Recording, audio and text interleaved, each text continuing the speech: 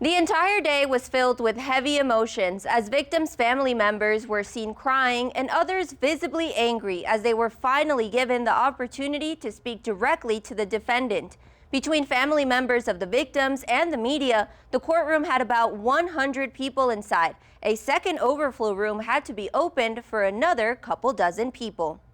The first half of today's hearing started with the defendant being escorted into the room by U.S. court marshals. As we're showing you in this sketch, he wore a navy blue jumpsuit. Crucius looked slightly thinner than he did back in February during the first federal hearing. The judge read a list of the charges he was facing, and Crucius responded with a simple, "Yes, Judge," when asked if he understood. During those moments, you can hear small gasps and people crying in the gallery. We tried to get a comment from the defendant's attorneys during a short break, but were told they would not be commenting at this time. Former El Paso Mayor DeMargo attended the hearing. He spoke about this being the beginning of El Paso's healing. He also commented about Crucius' demeanor in the courtroom.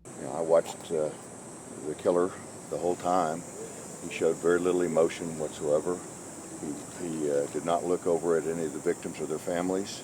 Around noon, the victims' family members made their way back into the courthouse to begin reading impact statements. A total of 13 people addressed the killer, either directly or with the help of prosecutors. You could very much feel the anger, frustration, and hate directed towards Crucius. Berta Patricia Benavides, who lost her husband in the shooting, told Crucius, quote, "You left me all by myself. Why did you do it? I will never get over it." We also heard from Thomas Hoffman, who lost his dad, Alexander.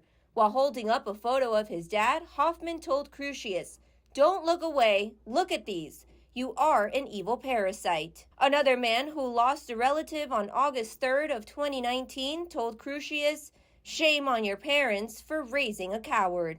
Court ended today at 3:10 once the first impact statements were read. The sentencing hearing is expected to continue tomorrow beginning at 10 a.m.